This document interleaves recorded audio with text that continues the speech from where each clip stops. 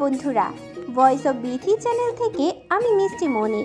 নিত্য নতুন রোমান্টিক ভালোবাসার গল্প পেতে আমাদের চ্যানেলটি সাবস্ক্রাইব করে পাশে থাকা বেল আইকনটি বাজিয়ে দেবেন। লাইক এবং কমেন্ট শেয়ার করতে ভুলবেন না। ধন্যবাদ। Hello guys. হ্যালো কণ্ঠ, কি করছিস? সোহা মুচকি হেসে জিজ্ঞাসা করে কণ্ঠকে। কণ্ঠ স্ফীত হেসে বলে, এই তো ছাদে দাঁড়িয়ে আছি। এলোমেলো চুলে বিছানায় এক কোণে বসে আছে সান। চুলগুলোতে হাত দিয়ে ব্যাক ব্রাশ করে দিল। বলল, এই কণ্ঠ, শুনলাম তোর বড় বোন নীলা আফুকে দেখতে আসছে। কণ্ঠ হ্যাঁ সূচক মাথা নাড়ালো। তারিফ এক গাল হাসি নিয়ে বলে, বাবা, অনেকদিন পর তাহলে বিয়ে খেতে পারবো। এই দেখ কণ্ঠ, তোরা কিন্তু দাওয়াত দিবি, আর যদি নাও দেস তাহলেও আমরা বিনা নিমন্ত্রণে চলে আসবো, কয়ে দিলাম। তারিফের কথা শুনে সবাই হু হু করে হেসে ওঠে। সবাই এই কয়েকদিনে বুঝে গেছে তারিফ খেতে কতটা ভালোবাসে। সবাই সবাইকে এতটা ভালোভাবে চিনে গেছে যে কেউ বলতেই পারবে না এইমাত্র কয়েকদিন আগেও এরা একে অপরের অপরিচিত ছিল। সান, চল না শপিংয়ে যাই, কেমন হবে আজ? তাহিয়ার আইডিয়া মন্দ নয়। ওর কথায় সহমত পোষণ করে কণ্ঠ বলে, হ্যাঁ চল, সবাই মিলে যাই, বেশ মজা হবে। সোহা উৎফুল্ল কণ্ঠে বলে ওঠে, ওরে মামা, খালারা কণ্ঠ বলছে যাবে, চল চল যাই। সবাই মিলে ঠিক করে ওরা শপিংয়ে যাবে। রিয়া বিছানায় পড়ে পড়ে ঘুমাচ্ছিল। কণ্ঠ গিয়ে ওকে তুলে শপিংয়ের কথা বলতেই এক দৌড়ে ওয়াশরুমে চলে যায় রেডি হতে। স্যার গো, সত্যি বলতেছি আমি কিছু করিনি, ওরাই তো। আর কিছু বলতে পারলো না কণ্ঠ। ওনার কথার পিঠে থামিয়ে দিল তুর্য। Just shut up. কি করছো এটা? What the hell is this? তুর্যের এহেন ধমকে হাত পা রীতিমতো কাঁপছে কণ্ঠের।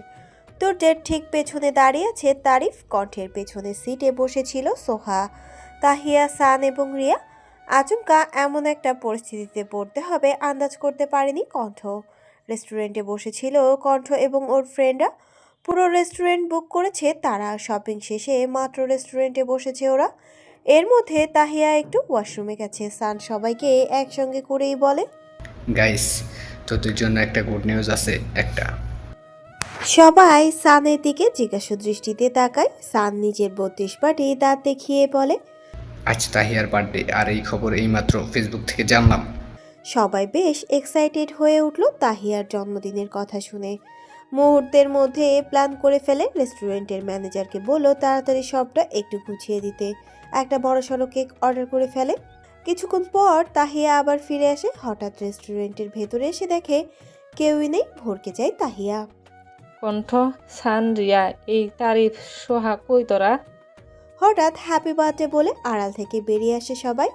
তাহিয়া ভীষণ খুশি হয়ে যায়। সত্যি ভাবতে পারেনি তাকে এভাবে সবাই উইশ করবে, ভাবেনি সে। শপিং শেষে রেস্টুরেন্টে যাওয়ার জন্য বায়না ধরেছে সহিতা। খুবই বিরক্ত লাগছে তুর্যের। একে তো গরম, তার উপর এভাবে কি থাকা যায়? অবশেষে রেস্টুরেন্ট যাওয়ার জন্য রাজি হয়। এক গাদা কেক নিয়ে ছুটে যায় কণ্ঠের দিকে। সান মুখে পুরে লেপটে দেয় তার। সবাই ওকে দেখে হু হা করে হেসে উঠল। এই কণ্ঠ, তুই দিতে পারিস না? এই এই এই হেনে সসের বোতল। কণ্ঠ যেই সসের বোতল ওর উপর ছুঁড়ে দিতে সরে যায় সান। ভেতরে প্রবেশ করছিল তুর্য। বিশ্রীভাবে সবটুকু সস গিয়ে তুর্যের ধবধবে সাদা শার্টকে লালে পরিণত করে।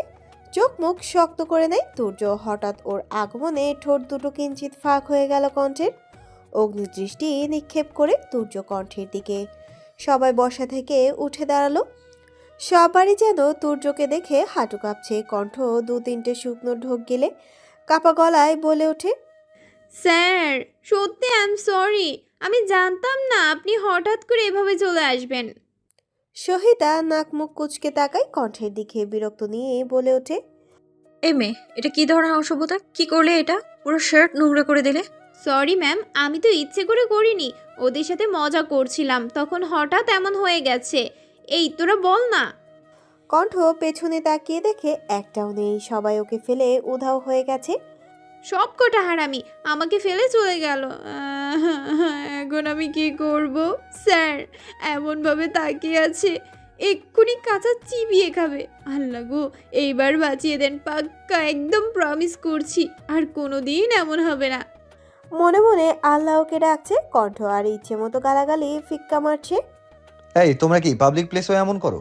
এমন করি মানে কি বোঝাতে চাইছে উনি? আমরা কি করলাম স্যার? এটা তো ভুলবশত হয়ে গেছে। তুর্য আঙুল উঁচিয়ে বলে। জাস্ট শাট আপ, ইডিয়েট একটা। নাক মুখ কুচকে নেয় কণ্ঠ। এভাবে বকা দিচ্ছে আমাকে, মানা যায় না। স্যার, আপনি কিন্তু এখন আমাকে শুধু শুধু বকা দিচ্ছেন, এটা কিন্তু ঠিক নয়। আমি তো সরি বলছি। তুর্য দাঁতে দাঁত চেপে রেস্টুরেন্ট থেকে বেরিয়ে যায়। ওর পিছু পিছু সহিতাও বেরিয়ে আসে। কণ্ঠ ঠায় দাঁড়িয়ে আছে। সবার সামনে এভাবে অপমান করলো বচ্চা আর একটা। ফুলের গন্ধে মোমো করছে পুরো বাড়ি। হরেক রকম ফুল দিয়ে বাড়ি সাজানো হয়েছে, দেখতে বেশ ভালো লাগছে। আজকে নীলাকে দেখতে আসবে, সেই সুবাদে সকাল থেকে সবাই ভীষণ ব্যস্ত হয়ে পড়েছে। আপু, এটা তোমাকে বেশ লাগবে, নাও এইটা পরো।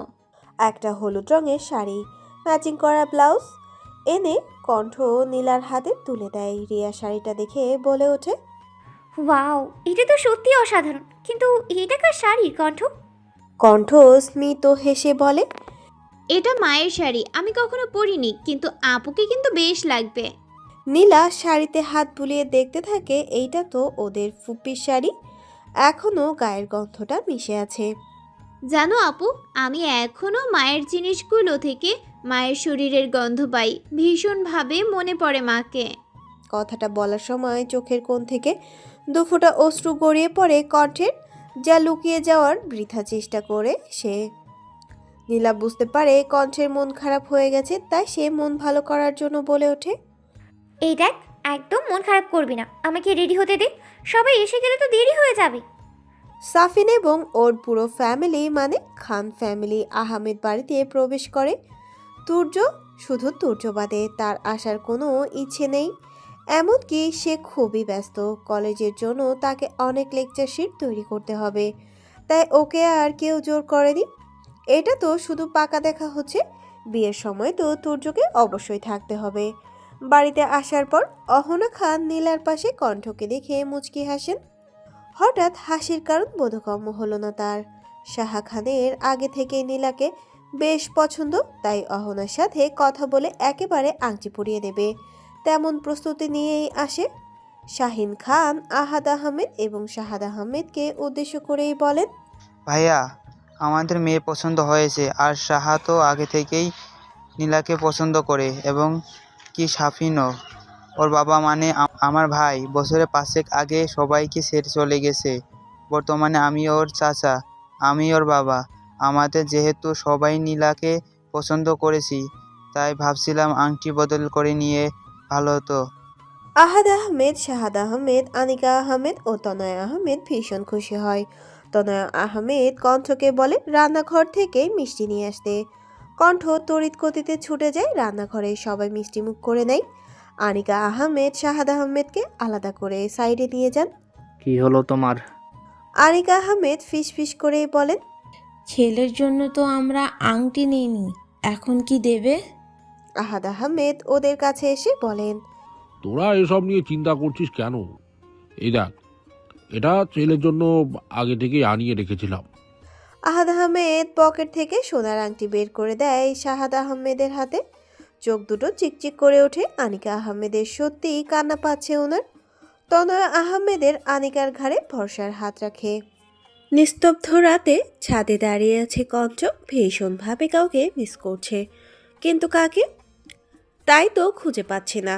মনের মধ্যে অশান্ত লাগছে, কেন জানি কাউকে খুব কাছে পেতে ইচ্ছে করছে। নিস্তব্ধ এই রাত যেন এই ইচ্ছাকে প্রবলভাবে বাড়িয়ে দিচ্ছে।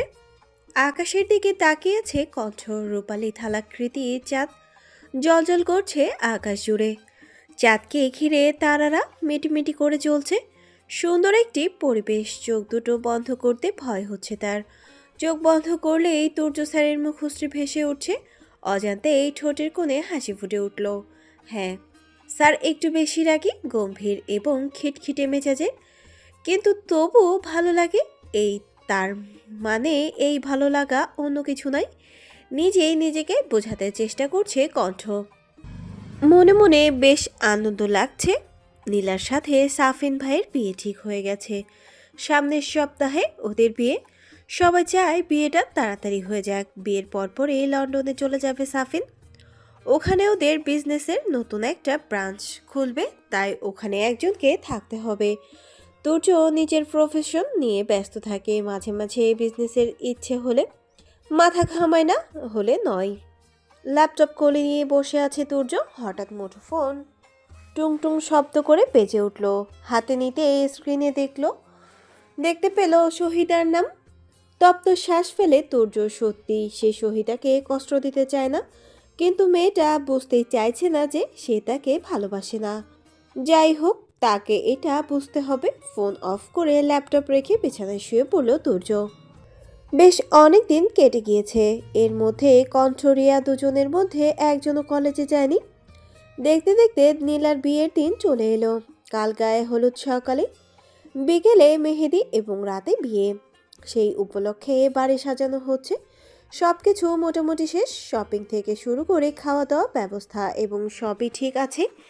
এক হাতে সবটা করছে তোফায়েল আহমেদ, আহাদ আহমেদ। তোফায়েল, আহাদ আহমেদ, সাহাদ আহমেদ দুজনে বলেছিল ওরা সাহায্য করবে, কিন্তু তোফায়েল মুখের উপর বলে দিয়েছে ওর বোন তো ওই সব করবে। ছেলে পরিবর্তন দেখে কিঞ্চিত উৎসাহ নিয়ে আবারও অনিকা আহমেদ তোফায়েলকে বিয়ের কথা বলেছিল, কিন্তু সেই আগে ন্যায় মুখ ফিরিয়ে নিয়েছে তোফায়েল। গায়ে হলুদের সময় অনুষ্ঠানে কণ্ঠের বন্ধুরা সবাই আসে। ওদের দেখেও না দেখার ভান করে থাকে কণ্ঠ। আপাতত ওর মনে ওদের জন্য খুব অভিমান জমে আছে, কারণ সেদিন রেস্টুরেন্টে ওরা ওকে একা ওই গম্ভীর স্যারের কাছে ফেলে চলে গেল। সবাই বিষয়টি আন্দাজ করতে পারছে। সান কণ্ঠের কাছে এসে বলল, এই কণ্ঠ, তোর কণ্ঠস্বর শোনার জন্য মন আনচান আনচান করে। সানের কথায় হাসি পেলেও কণ্ঠ নিশ্চুপ হয়ে দাঁড়ায়। তারিফ কণ্ঠের কাঁধে হাত রেখেই বলে, ফাইটটা যায়, বুকটা ফাইটটা যায়, কণ্ঠ যখন আমার সামনে নিশ্চুপ ভাবে হাইটটা যায়, ফাইটটা যায়। এবার আর কণ্ঠ না হেসে থাকতে পারল না, হুহা করে হেসে উঠল। হলুদ রঙের পাঞ্জাবি পরেছে তুর্য। ড্রেসিং টেবিলের আয়নায় নিজেকে একবার পরখ করে নিল। হলুদ রঙের একটা থ্রি পিস পরেছে কণ্ঠ, কিন্তু তা বিন্দুমাত্র মনে ধরল না অনিকা আহমেদের। ঝাঝালো কণ্ঠেই বলে উঠলেন, বিয়ে তো আমার মেয়ের, কিন্তু তোর এত সাজগোজ করার কারণ বুঝতে পারছি না। আচ্ছা, তুই কি ভাবছিস যদি বিয়েতে কোনো বড়লোক ছেলে পেয়ে যাস আর গলায় ঝুলে যেতে পারিস? যদি এসব কিছু ভেবে থাকিস তাহলে মাথা থেকে ঝেড়ে ফেল। ছি ছি, এমন মেয়ে জীবনেও দেখিনি। অশ্রুসিক্ত কণ্ঠে সুধাই কণ্ঠ। ছোট মামি, তুমি এইসব কেন বলছো? আমি তো এইসব করা দূরে থাক, ভাবিও না পর্যন্ত। অনিকা আহমেদ ফের আগের ন্যায় ঝাঝালো কণ্ঠে বলে, চুপ কর, তোকে চেনা হয়ে গেছে আমার, তাই এসব ন্যাকামো আমার সামনে করিস না। বড় বড় পা ফেলে চলে গেল অনিকা আহমেদ, কিন্তু ছুরিবিহীন ক্ষতবিক্ষত করে গেল কণ্ঠের ছোট্ট হৃদয়কে। কষ্টে বুকটা ভারী হয়ে উঠেছে। তার আখি যুগল থেকে গড়িয়ে পড়ল দুফোঁটা অশ্রু, কিন্তু তা সবার অগোচরে রয়ে গেল। খানিকটা দূরে দাঁড়িয়ে সবটা দেখল সোহা, তারিফ, সান ও তাহিয়া। হতবাক হয়ে যায় চারজন। রিয়ার কাছ থেকে সব কিছু জেনেছে কণ্ঠের সম্পর্কে, তবে সত্যি যে তার সাথে এমন আচরণ করা হয় কোশ্চিনকালেও কেউ কল্পনা করতে পারেনি। স্যার, আবার আপনি? সত্যি বিশ্বাস করুন, এই যে মাথা ছুঁয়ে বলছি, আমি ইচ্ছে করে কিচ্ছু করিনি। তীক্ষ্ণ দৃষ্টিতে তাকিয়ে আছে তুর্য। পাঞ্জাবিতে হলুদের দাগ স্পষ্ট জলজল করছে। একবার পাঞ্জাবি দেখছে, পরক্ষণে গম্ভীর চাহনিতে পরখ করছে কণ্ঠকে। গায়ে হলুদের অনুষ্ঠান হচ্ছিল, সব ছেলেমেয়েরা একে একে মজা করছে। অনেকদিন পর বাড়িতে এমন আনন্দের উল্লাস হচ্ছে, তাতে তাল না মিলিয়ে থাকতে পারে কণ্ঠ। নীলা কণ্ঠকে নিজের কাছে বসান। নাচ গান হইচই চলছে। ছোটদের মধ্যে থাকতে চায় না বড়রা, তাই ওরা ড্রয়িং রুমে চলে আসে। ওদিকে বাগানে সবাই নিজেদের মধ্যে আনন্দ করতে মত্ত। কিছুক্ষণ পর রিয়া এসে বলে সাফিন ভাইয়া এসেছে। হঠাৎ সাফিন আসার খবর শুনে লজ্জায় মিয়ে যেতে ইচ্ছে করছে নীলা। সাফিন ভাইয়ার সাথে ওনার বড় ভাই আসছে, এটাও কর্ণস্পর্শ করলো কণ্ঠের। সোহা একে একে সবার মুখে হলুদ লাগিয়ে দেয়। কণ্ঠ হলুদ নিয়ে দৌড়ে যায় রিয়াকে লাগাতে। তার মধ্যে সাফিন ভাইয়া প্রবেশ করে প্যান্ডেলের ভেতর। কণ্ঠকে আসতে দেখে সরে যায় সাফিন। পেছন দিয়ে ঢুকছিল তুর্য। প্রবল বেগে ছুটে আসছিল কণ্ঠ, যার দরুন সামনে কে ছিল তা আন্দাজ করতে পারল না। হোম রেখে সামনের লোকটির ওপর পড়ে গেল। ফলস্বরূপ হাতের সবটুকু হলুদ তুর্যের পাঞ্জাবিতে হলুদ রঙে ঢেকে দেয়। তুর্যকে দেখা মাত্র বড়সড় ধাক্কা খায় কণ্ঠ। দুপা পিছিয়ে গিয়ে দাঁড়ায়। তুর্যকে এভাবে হলুদে লেপ্টে থাকতে দেখে সাফিন হেসে উঠল। ও মাই গড ভাইয়া, তোমার এটা কি অবস্থা হলো? বাই দা ওয়ে, কণ্ঠ তাহলে আমার ভাইয়া, তোমার স্যার হয়? সাফিনের কথায় আর বুঝতে বাকি রইল না কণ্ঠের যে ইনি হলেন ওর হবু বেয়াই। হেঁচকি ওঠা শুরু হয় কণ্ঠের। ওদিকে কণ্ঠের বন্ধু মহলের একই অবস্থা, এক প্রকার হাঁটু কাঁপছে ওদের। কণ্ঠ আর দাঁড়াতে পারল না, জ্ঞান হারিয়ে মাটিতে লুটিয়ে পড়তেই যাবে। শক্তপোক্ত বলিষ্ঠ হাটে আগলে নেয় তুর্য। সন্ধ্যায় ছাদে দাঁড়িয়ে আছে কণ্ঠ। আকাশের বুকে মেঘ জমেছে, যে কোনো সময় বর্ষণ হবে। হয়তো এই বর্ষণের সাথে সাথে তার আঁখি থেকেও দুফোঁটা অশ্রু গড়িয়ে পড়বে। এই নোনা জল কেউ দেখবে না, বৃষ্টির পানি সাথে মিলেমিশে একাকার হয়ে যাবে। তাকে কড়াভাবে নিষিদ্ধ করা হয়েছে নিচে যাওয়া থেকে, যেন সে বিরত থাকে। নিচে কথা বলার গুনগুন শব্দ শোনা যাচ্ছে। তপ্ত শ্বাস ফেলে রুমের দিকে পা বাড়ায় কণ্ঠ, কিন্তু পা দুটো আর এগোতে পারল না। থমকে যায় সে। কানে ফোন গুজে আছে তুর্য, হাতে 2-3টে প্যাকেট আছে। প্যাকেটগুলো সামলাতে পারল না সে, আঙুলের ইশারায় কণ্ঠকে কাছে ডাকে। শুকনো ঢোক গেলে কণ্ঠ ধীর পায়ে এগিয়ে যায়, কিঞ্চিত দূরত্বে রেখে দাঁড়ায়। হাতের ব্যাগগুলো কণ্ঠের হাতে ধরিয়ে দেয় তুর্য। অতঃপর ফোনে কথা বলতে বলতে নিচে চলে যায়। বোকার মতো দাঁড়িয়ে আছে কণ্ঠ। এটা কি হলো? এগুলো কিসের প্যাকেট? ফুল দিয়ে নতুন বউকে বরণ করে ঘরে তুলে নিয়েছেন শাহানা খান। ওনার পাশে দাঁড়িয়ে আছে অহনা খান। লাল রঙের শাড়ি পরিহিত টুকটুকে বউ সেজে সাফিনের হাত ধরে খান বাড়িতে প্রবেশ করে নীলা। এক নতুন জীবনের সূচনা হবে। নতুন করে নিজেকে সাজিয়ে তুলবে। আর এই জীবনে সাফিন নামক পুরুষ তার পাশে থাকবে আমৃত্যু। কলেজের ক্যান্টিনে ঠায় বসে আছে কণ্ঠ, সোহারিয়া, তাহিয়া, সান, তারিক। কেউ কিছু বুঝতে পারছে না। কারো কপালে হাত তো বা কারো গালে হাত দিয়ে বসেছে। বারবার একে অপরের মুখ চাওয়াচাই করছে। নীরবতা বিরাজ করছে সবটা জায়গা জুড়ে। নীরবতা ভেঙে অবশেষে কণ্ঠ বলে উঠল, এই এখন কি হবে? এখানে তো এখন তুর্য স্যার আমাদের বেয়াই হন। সান ভাবলেশীন ভাবে বলল, হাহা, বিয়াই হয় তোদের দুই বোনের, আমাদের নট, আমরা পাইচে গেছি। তারিফ সানের কথায় সহমত প্রকাশ করে। ইয়েস, এখন কণ্ঠ অ্যান্ড হিজ বই না, রিয়া তোরা পড়াশোনা করবি তোদের বেয়ের কাছে। কণ্ঠের নাকের পাটাতন মুহূর্তের মধ্যে ফুলে ওঠে। আঙুল নাচিয়ে বলল, তোরা কি আমার বন্ধু? এভাবে বিপাকে ফেলে একা টই টই করে ঘুরে বেড়াবে? সোহা সান্ত্বনা দেওয়ার নাম ধরে করে বলল কণ্ঠকে, আহারে কষ্ট, তোরা থাম, ওদের দিকটা একটু বেশি না, একটু বোঝার চেষ্টা কর। সবাই সোহার এমন কথায় আটকে বলা শুনে পেট চেপে হাসতে লাগলো। আমার কি একটা অবস্থা! তার উপর ওই স্যার কাল বাড়িতে কিসের প্যাকেট ফেলে গেছে, ওইটাও তো দিতে হবে। বড় মামি বলেছে বিকেলে ওদের বাড়িতে যাওয়ার জন্য। তুর্য স্যারের মা আন্টি বলেছে আমাকে আর রিয়াকে যাওয়ার কথা। রিয়া শুকনো ঢোক গিলেই বলল, আমি নাই বাবা, আমি যাব না। তারিফ ভ্রু কুচকে বলে, এই তোরা এত ভয় পাচ্ছিস কেন? তোরা হলে এই বাড়ির আত্মীয়, বুঝলি? যদি সূর্য স্যার কিছু কয় তাহলে চেঁচিয়ে সারা বাড়ি মাথায় তুলে দিবি, তাহলে আর ভয়ে কিছু কইব না স্যার। কণ্ঠের চোখ দুটো চিকচিক করে উঠল। মুখে বিস্তর হাসি নিয়ে বলল, ওরে ওরে তারিফ, এইটা তো ভাবিনি। বাহ, এইটা ঠিক বলেছিস। তারিফ খানিকটা ভাব নিয়ে বলল, ইয়েস, আমি অলওয়েজ ভালো বলি। সান ঠাস করে চাটি মারে তারিফের মাথায়। ক্লাসে বসে আছে কণ্ঠ, রিয়া ওরা আসছে বলে ক্লাস অ্যাটেন্ড করেনি। বিরক্ত লাগছে তার একা ক্লাস করতে। তুর্য আর চোখে তাকায় কণ্ঠের দিকে। ওই চোখে চোখ পড়তেই বারংবার কেঁপে ওঠে কণ্ঠের হৃদয় যন্ত্রটা। হঠাৎ নিজের কোলের ওপর কিছু একটা পড়ল, নিচে তাকাতে দেখতে পেল কাগজের টুকরো ভালো করে মুড়িয়ে আছে।